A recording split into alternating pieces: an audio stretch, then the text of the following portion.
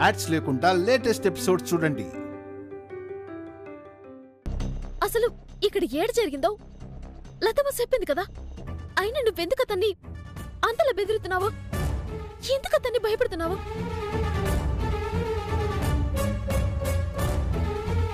Sir, ఇప్పటిదాకా మీరంటే నాకెంతో గౌరవం ఉండేది.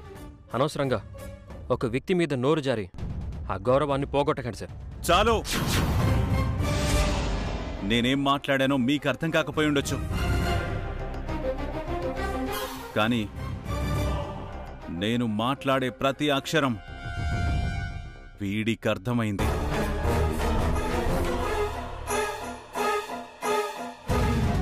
వీడెవడో నాకు తెలియకపోవచ్చు, వీడికి నాకు మధ్య సంబంధం లేకపోవచ్చు,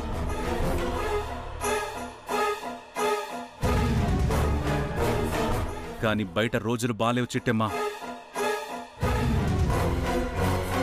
ఎవరినంటే వాళ్ళని నమ్మి ఇంట్లోకి తీసుకురావడం ఏమాత్రం క్షేమం కాదు.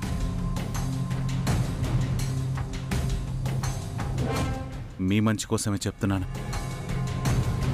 నేను మీ మంచి కోరేవాణ్ణని మీరు నమ్మితే వీణ్ణి సాధ్యమైనంత దూరం పెట్టండి.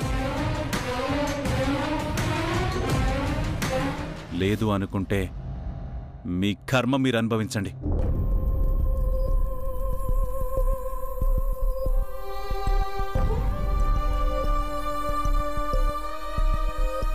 నన్ను క్షమించండి సార్. అదుగో ఆ చిట్టమ్మగారు ఎంతో అభిమానంతో రమ్మంటేనే నేనిక్కడికి వచ్చాను తప్ప మీరు అనుకుంటున్నట్టు నమ్మక ద్రోహం చేద్దామనో వెన్నుపోటు పొడుద్దామనో నేనిక్కడికి రాలేదు సార్. ఒకవేళ మీకు నాలాంటి వాళ్ళు ఎవరైనా ద్రోహం చేసుంటే అది వాళ్ళకి మీకు సంబంధించిన విషయం, నాకు సంబంధించిన విషయం మాత్రం కాదు.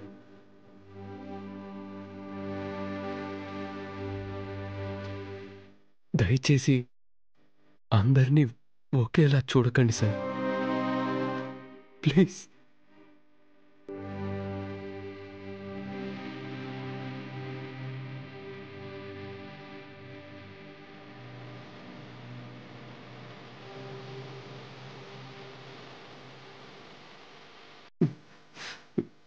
వర్మ, వర్మ,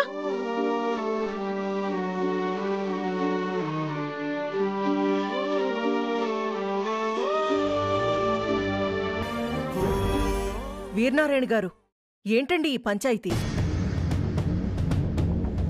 వాడెవణ్ణో మా చిట్టమ్మ తీసుకురావడమేంటి? మీరేమో వాణ్ణి నోటికొచ్చినట్టు తిట్టడమేంటి? వాడేమో ఏడుస్తూ అలా వెళ్ళిపోవడమేంటి? అసలిదంతా మా ఇంటి ముందు జరగడమేంటి? మా కర్మ కాకపోతే.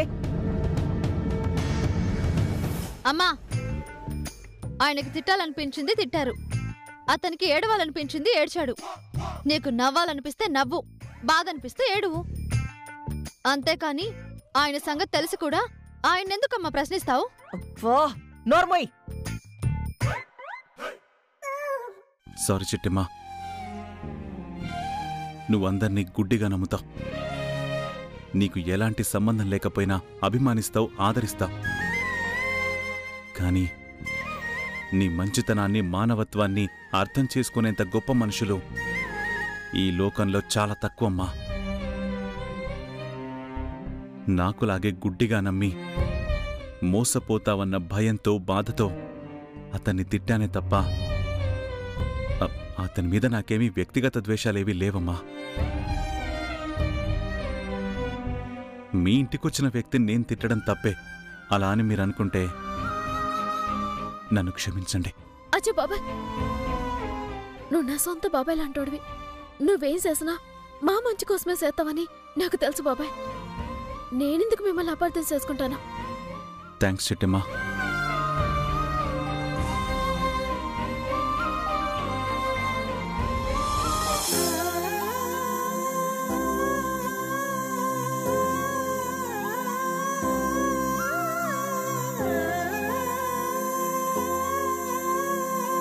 అమ్మా, టాబ్లెట్స్ వేసుకున్నావా?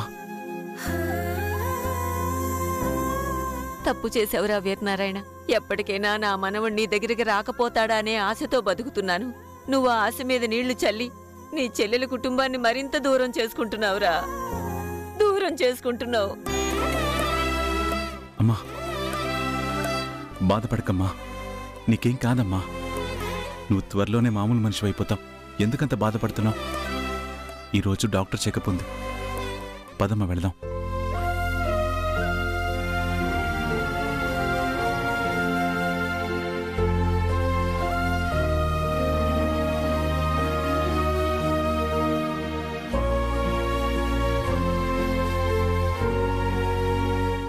ఏంటో రకరకాల దరిద్రాలన్నీ నా ఇంటి ముందే చూడాల్సొస్తుంది. ఇదంతా నా కర్మ. అయిపోయింది కదా, నడవండి.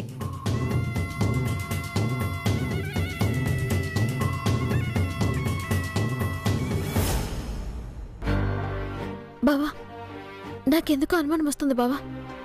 ఒకసారి వర్మ ఇంటికి మనం వెళ్దామా? అలాగే చిట్టమ్మ, పద. పద.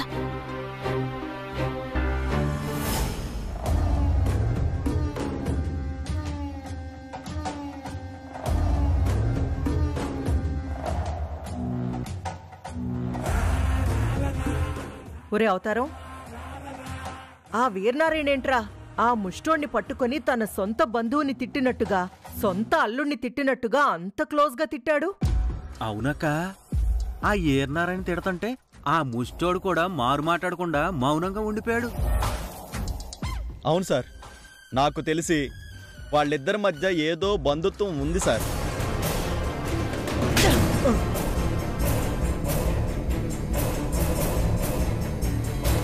కొట్టారేంటి మేడం?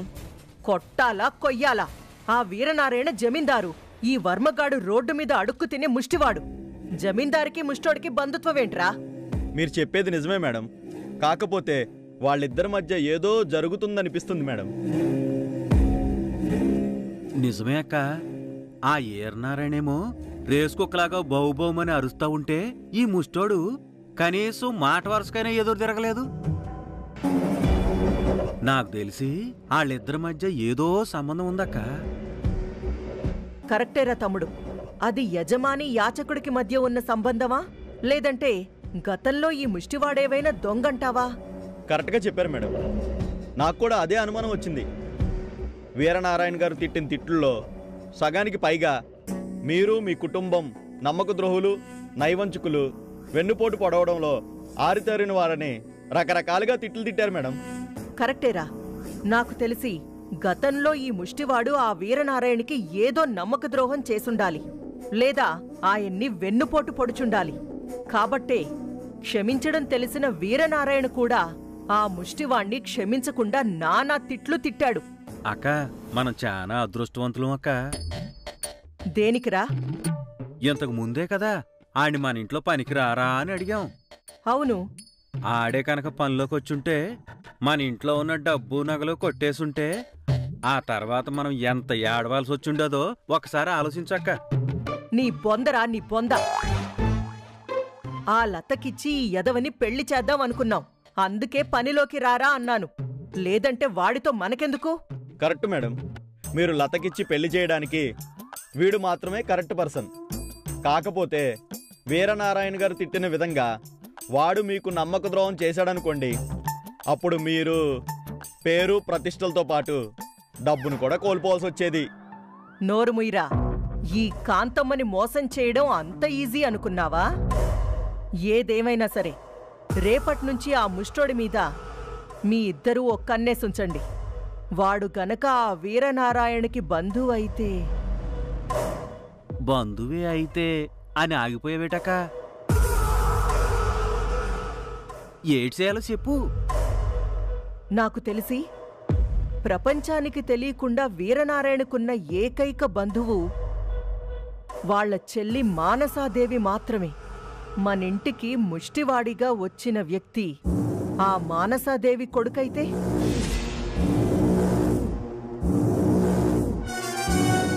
అదే నిజమైతే వాణ్ణి లేపేయండి. లేదంటే మనం నమ్మినట్టుగా నిజంగా వాడు ముష్టివాడే అయితే మన లతకిచ్చి పెళ్లి చేయండి. సూపర్ అక్క. నాకు తెలిసి 100% ఆడు మానసాదేవి కొడుకైతే కాదు. అలా అని ఎలా చెప్తావు? ఎహే, ఆ మానసాదేవి మొగుడు మాత్రం తక్కువడేటి.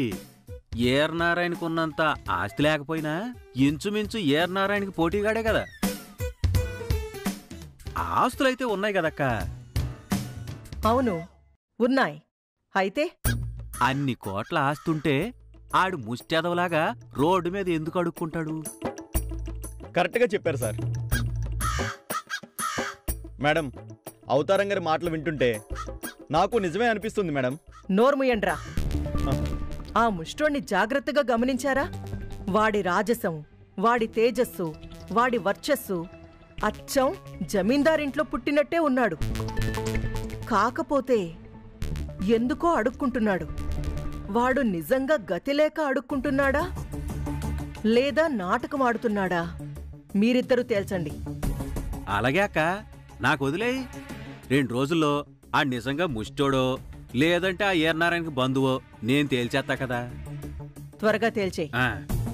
ఎందుకంటే వాడే గనక శంకరనారాయణ చెల్లెలి కొడుకైతే మనం ప్రమాదంలో పడతాం. గతంలో మనం చేసిన పాపాలతో పాటుగా అన్నా చెల్లెళ్ల మధ్య చిచ్చు పెట్టి వాళ్ళిద్దరినీ విడదీసింది మనమే అనేది కూడా వీరనారాయణకి తెలిసిపోతుంది. అదే జరిగితే మనింట్లో ఏ ఒక్కరం ప్రాణాలతో ఉండం. ఆ ముక్క నాకు తెలియదేటక్క. నువ్వు చూస్తూ ఉండు. ఆ వర్మగాడి ఎవడో ఎక్కడి నుంచి వచ్చాడో ఆడి పుట్టు పూర్వోత్తరాలేటో మొత్తం నేను తేల్చేస్తా కదా. Very good. రేపట్నుంచి అదే పని మీద ఉండండి. అలాగే అక్క.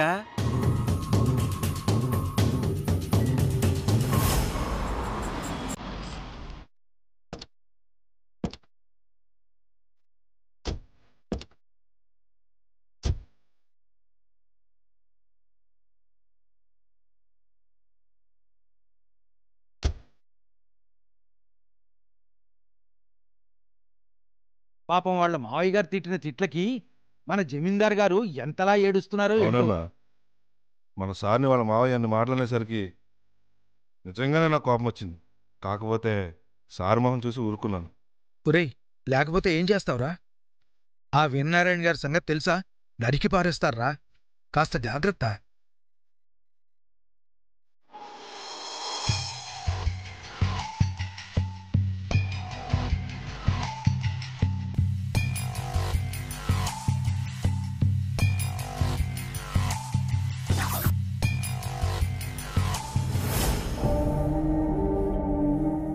వర్మ, ఏమైందిరా? ఎందుకు ఏడుస్తున్నావు? ఏం లేదు నాన్న. నువ్వు నా దగ్గర ఏదో దాస్తున్నావు. ఏం జరిగిందో చెప్పు. ఏమీ లేదని చెప్తున్నా కదా. ఒరేయ్, మీ అమ్మకు జబ్బు చేసింది, ఎంతకాలం బతుకుతుందో తెలీదు అని డాక్టర్లు చెప్పినప్పుడే నువ్వు కన్నీళ్లు పెట్టలేదురా. ఎందుకో తెలుసా? నువ్వు కన్నీళ్లు పెట్టడం మీ అమ్మ చూస్తే తట్టుకోలేదని. మరిప్పుడు ఎందుకు ఏడుస్తున్నావు? చెప్పరా, చెప్పు. నాన్న, గుండెల్లో పుట్టే బాధని గొంతు దాటకుండా ఆపగలిగాను. కానీ కళ్ళల్లో పుట్టిన కన్నీళ్ళని కనుపాప దాటకుండా ఆపలేకపోయాను నాన్న. అదేరా, ఎందుకు ఆపలేకపోయావు? ఎందుకంటే ఈరోజు నా మేనమావ నన్ను అనరాని మాటలు అన్నాడు నాన్న.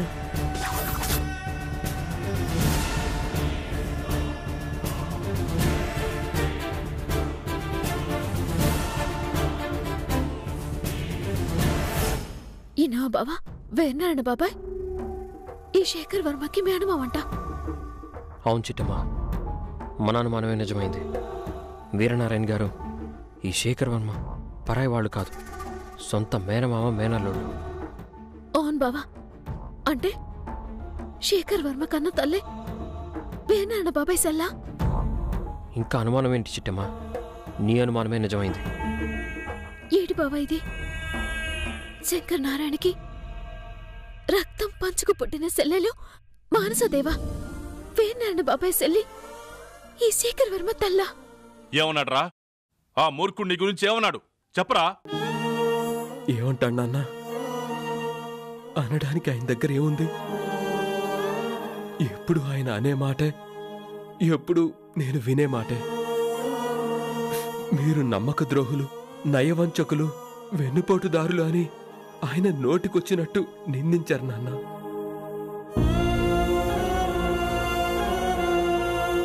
నన్నన్నా బాధపడేవాణ్ణి కాదు నాన్న, కానీ ఏ పాపం తెలియని అమ్మని కూడా తిట్టాడు నాన్న. తిడతాడ్రా? వాడు చదువు సంస్కారం ఉన్న మూర్ఖుడు, డబ్బుందన్న అహంకారంతో ఎగిరి పడే ఒక రాక్షసుడు.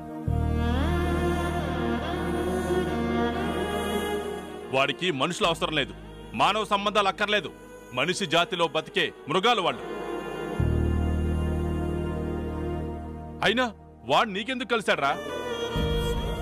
ఎక్కడ కలిశాడ్రా చెప్పరా? అది అది అది మాట్లాడవేంట్రా? చెప్పు. అసలు వాడికి ఎందుకు కలిశాడు, ఎక్కడ కలిశాడు? అది నేను చెప్తాను సారా.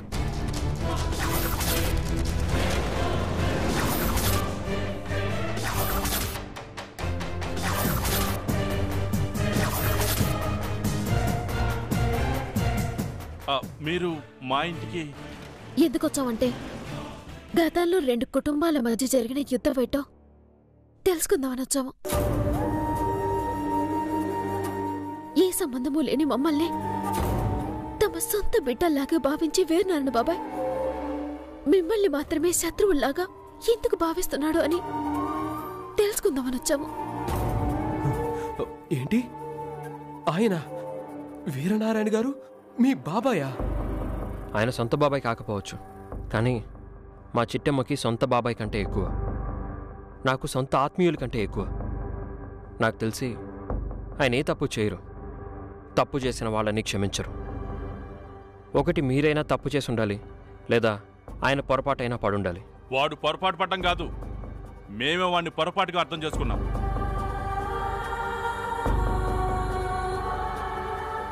వాడు ఒక మనిషి అని భావించాం, కానీ మా పెళ్ళయ్యాక తెలిసింది వాడు మనుషుల్లోనే ప్రత్యేకమైన జాతి అని. ఆ జాతికి నీతంటూ లేదు అని. ఛీ! వాడికి నా కొడుకుతో మాట్లాడే అర్హత లేదు.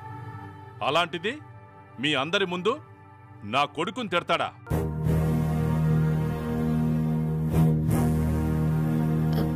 ఇలా మాట్లాడుతున్నానని తప్పుగా అనుకోకండి.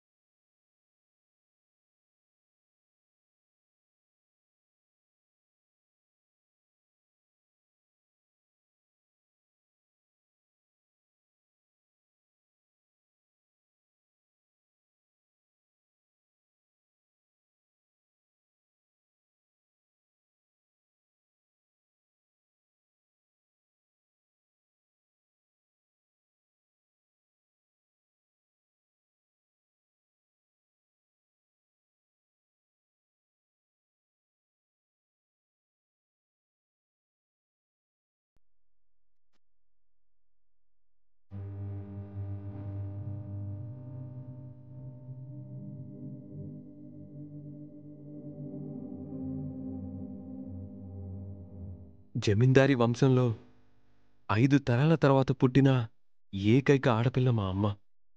దాంతో అందరూ ఎంతో అల్లారు ముద్దుగా మా అమ్మని పెంచారు. 2 అన్నల మధ్య మా అమ్మ ఎంతో గారాబంగా పెరిగిందంట.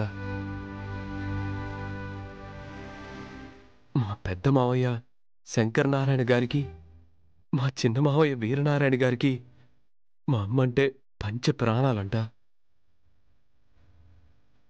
తన చెల్లిని తమ వంశానికంటే 100 రెట్లు గొప్పగా ఉండే వంశానికి కోడలిగా చెయ్యాలని కలలు కనేవాళ్ళట.